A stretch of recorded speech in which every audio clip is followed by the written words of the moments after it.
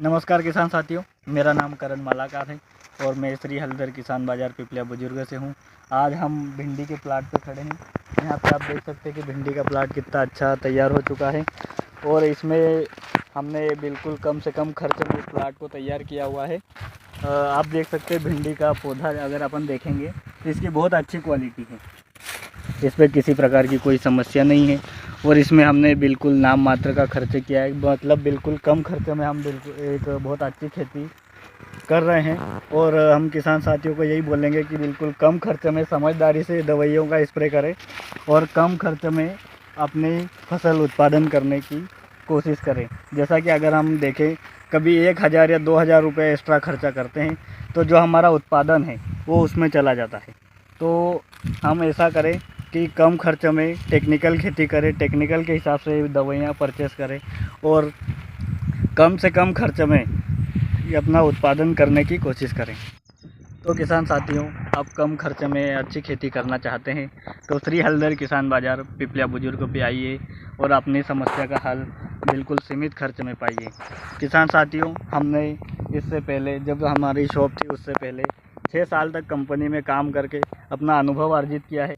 उसी अनुभव का हम हमारी खेती में उपयोग करते हैं और कम से कम खर्च में कैसे किसान की अच्छी फसल लाई जाए उसकी कोशिश करते हैं। तो किसान साथियों, आइए, आपका स्वागत है श्री हलदर किसान बाज़ार पिपलिया बुजुर्ग। सर, मैं आपसे एक प्रश्न करना चाहता हूं। जैसे छोटे किसान अगर कोई भिंडी की खेती करना चाहता है तो किस टाइप से स्टार्ट होगा, मतलब कौन सी वैरायटी वो सही तरीके से यूज़ कर सके, मतलब कौन से महीने में लगाना चाहिए, और वैरायटी जो ये फ़िलहाल में अभी लगी हुई कौन सी वैरायटी है? ये है नव्या, एडवांटा की है। और हमारे जो क्षेत्र है पिपलिया बुजुर्ग, बड़वा, महेश्वर, इसमें मेजर नव्या ही चलती है और इसके अलावा राधिका भी बहुत अच्छी आती है। कुल मिला के एडवांटा कंपनी की जो वैरायटी है वो बहुत अच्छी है और अपने इस क्षेत्र में नव्या बहुत अच्छी चलती है। जी सर। और सर, दूसरा प्रश्न ऐसा किसानों का रहता है, बहुत सारे किसानों का, सर मतलब वैरायटी का चुनाव करते समय किन किन बातों का ध्यान रखना चाहिए? जैसे मतलब कौन सी वैरायटी जैसे बेस्ट है, जैसे नव्या आपने बताया और एक कौन सा नाम बताया?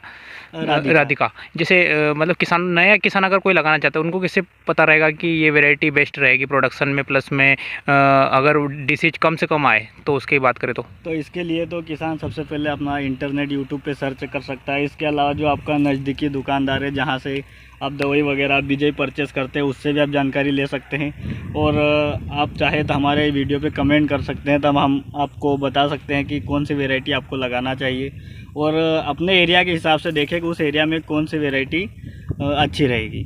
जैसा हमारा जो क्षेत्र है महेश्वर, बड़वा, ये वाला क्षेत्र है, इसमें नव्या बहुत अच्छी रहती है, राधिका भी बहुत अच्छी रहती है। बाकी नव्या का उत्पादन ज़्यादा आता है, इसका वज़न अच्छा बैठता है।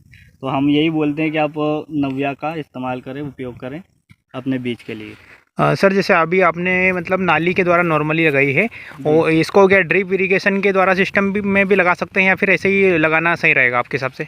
वो आपके ऊपर है। अगर आपके पास ड्रिप की व्यवस्था है तो आप लगा सकते हैं, क्योंकि ड्रिप में आप अच्छा खाद वगैरह चला सकते हैं। अगर कोई फंजीसाइड चलाना चाहे वो चला सकते हैं, इंसेक्टिसाइड चला सकते हैं और इसमें पानी की भी बचत है और सीधा जो भी हम दवाई वगैरह देते हैं सीधा पौधे के पास जाके उसको मिलता है। तो आपके पास जैसी व्यवस्था हो वैसा कर सकते हैं। हमने इसमें नाली वाली व्यवस्था करी है तो इसमें हमारे पास पर्याप्त पानी है और इसमें बहुत अच्छी हमारी फसल खड़ी है अभी और हमें उम्मीद है कि इसका उत्पादन भी बहुत अच्छा आएगा। जी सर। और सर, बहुत सारे किसानों का मतलब ये क्वेश्चन आता है कि इसमें अधिकतर बीमारियां कौन सी आती है, मतलब उनकी रोकथाम के लिए क्या क्या करना चाहिए, कौन कौन सी बीमारियां ऐसी है जो परमानेंट आती है हर साल?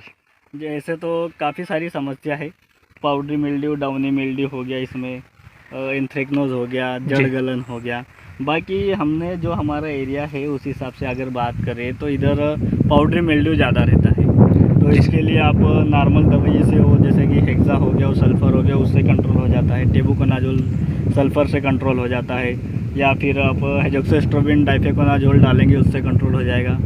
तो इन दवाइयों के इस्तेमाल करने से कंट्रोल हो जाता है। जी सर। सर, ये जैसे दवाई अगर आप बता रहे हो तो ये अपन अपनी शॉप पे भी क्या मतलब मिल सकता है? जैसे नॉर्मल अगर लोकल का कोई किसान हो, कोई परचेस करना चाहे बिल्कुल बिल्कुल, हमारे यहाँ अच्छी कंपनी की दवाई है और बिल्कुल क्वालिटी के साथ बहुत अच्छा रेट मिलता है।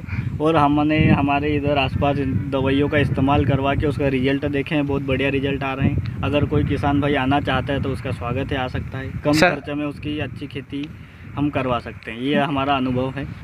जी सर। सर आपका शॉप का नाम क्या है और कहाँ पर पड़ता है, इसका थोड़ा कॉन्टेक्ट वगैरह मिल सकता है, नाम पता वगैरह?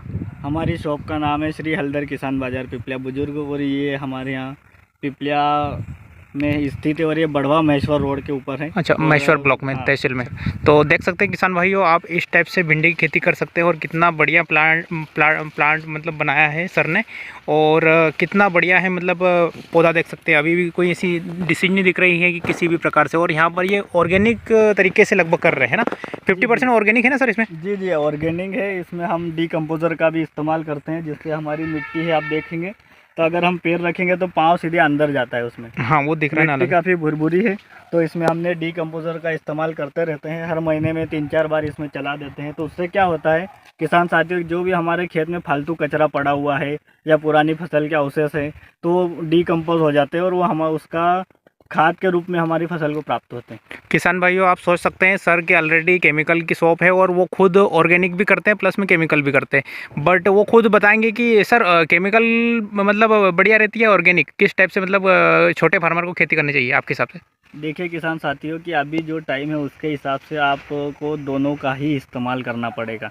जैसे मिट्टी है, तो मिट्टी में आप डीकम्पोज़र का उपयोग कर रहे हैं तो आपकी मिट्टी बहुत अच्छी रहेगी। उसमें जो सूक्ष्म जीव है उनका संतुलन बहुत अच्छा बना रहेगा। तो उससे क्या होगा कि आपको ऑटोमेटिक ही केमिकल का इस्तेमाल कम करना पड़ेगा, या फिर टॉनिक वगैरह खाद का इस्तेमाल कम करना पड़ेगा, जो रासायनिक खाद है।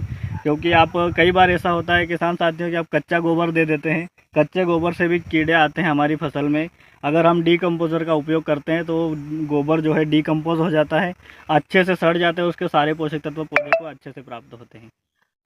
तो इससे आप डीकम्पोज़र का उपयोग कर सकते हैं। उसमें ज़्यादा खर्च भी नहीं आता है, मात्र 2 किलो गुड़ हर बार लगता है और उसमें 200 लीटर पानी में आप मिला के रख सकते हैं उसको। जी सर। सर अगर बात करें खेत की तैयारी की, तो किस टाइप से, मतलब आपने पहले तैयारी की खेत की भिंडी की लगाने के लिए, मतलब आप थोड़ा सा एक सजेशन दे सकते हैं ताकि छोटा फार्मर अगर कुछ करना चाहे, 1-8 बीघा एकड़ में कुछ करना चाहे, तो किस टाइप से पहले तैयारी करें खेत की? भिंडी लगाने के लिए कोई स्पेशल कर्षण क्रिया नहीं है, जो नॉर्मल आप करते हैं वही है कि कल्टीवेटर करके, रोटर करके अपना खेत तैयार करना है, फिर क्यारियाँ बना के इसमें भिंडी की बीज लगा देने हैं और फिर पानी चलाएंगे तो ऑटोमेटिक ही। सर कोई स्पेशल करने का नहीं है। जी सर। और सर फर्टिगेशन का कैसा क्या रहता है, पहले से कुछ छिड़काव करना पड़ता है, खाद का कैसा क्या रहता है सर, बाद में देना पड़ता है? शुरुआत में हम यूरिया और डीएपी देते हैं, और अगर व्यवस्था हो जाए तो पोटास की भी मात्रा शुरुआत में ही दे देनी चाहिए। उससे बाद में हमारा पौधा जो है स्ट्रॉन्ग रहता है। अगर हम बाद में देते हैं कि अब कमी पड़ रही है, बाद में देंगे तो उस टाइम तक पौधा जब लक्षण प्रकट करता है तो काफ़ी कमज़ोर हो जाता है। अगर टाइम से पहले दे देते हैं तो पौधा स्ट्रॉन्ग रहता है। और इसके अलावा भी स्प्रे से जो फर्टिलाइज़र जाते हैं, फर्टिगेशन होता है, वो भी कंटिन्यू करते रहना चाहिए। ठीक है सर। और ड्रिप इरिगेशन के माध्यम से आप कर सकते हैं ना उसमें? ड्रिप इरिगेशन कर सकते हैं। स्प्रे में 19-19 चल सकता है, 0-52-34 चल सकता है, 25-10-10 चल सकता है। इनका संतुलन बना के बारी बारी ही आप स्प्रे करें तो आपकी फसल बहुत अच्छी रहेगी। और इसी के साथ समय समय पर आपको इल्ली के कंट्रोल करना चाहिए, और सफ़ेद मच्छर, हरा मच्छर इसमें आता रहता है, उसका कंट्रोल करना चाहिए। ठीक है। तो इसमें पाउडरी मिल्ड्यू ज़्यादा आती है, तो उसका कंट्रोल को आपको विशेष ध्यान रखना पड़ेगा। जी सर। और सर इरिगेशन की बात करें, जैसे अभी यहाँ पर फ्लड इरिगेशन है, मतलब डायरेक्ट चल रही है नालियों के द्वारा, तो सर इरिगेशन मतलब तीसरे दिन चौथे दिन किस टाइप से, या फिर पौधे को प्लांट को जैसे आवश्यकता है उस टाइप से देना है, या कैसे क्या देना है सर? इरिगेशन के बारे में थोड़ा बताइए। ये समय के ऊपर डिपेंड करता है। जैसे कि अभी गर्मी बहुत तेज़ है, टेम्परेचर बहुत ज़्यादा है, तो हम इसको डेली पानी दे रहे हैं। तो आप पौधे को भी देखेंगे तो उसमें किसी प्रकार का कोई स्ट्रेस नहीं है, पौधा मतलब स्वस्थ हरा भरा है। अभी जब तक टेम्परेचर ज़्यादा है, गर्मी ज़्यादा पड़ रही है, तो तब तक आप डेली ही पानी, अगर हो सके तो डेली पानी दीजिए। उससे आपका पौधा स्वस्थ रहेगा, हरा भरा रहेगा। और कोई जानकारी चाहिए तो आप दोस्तों कमेंट कर सकते हैं। आप कमेंट करेंगे, मैं आपका रिप्लाई करके, या फिर मेरा मोबाइल नंबर है 9039032321। इस पर आप कॉल करके भी जानकारी ले सकते हैं, या तो फिर आप मेरी शॉप पे आ सकते हैं, वहाँ पे आपको मैं पूरी जानकारी दे दूँगा। तो आप आइए, आपका स्वागत है, और तो जो भी जानकारी चाहिए आप बता सकते हैं। देख सकते हैं किसान भाइयों, इस टाइप से इनका प्लाट बना हुआ है, और आप ज़्यादा जानकारी के लिए सर से संपर्क कर सकते हैं।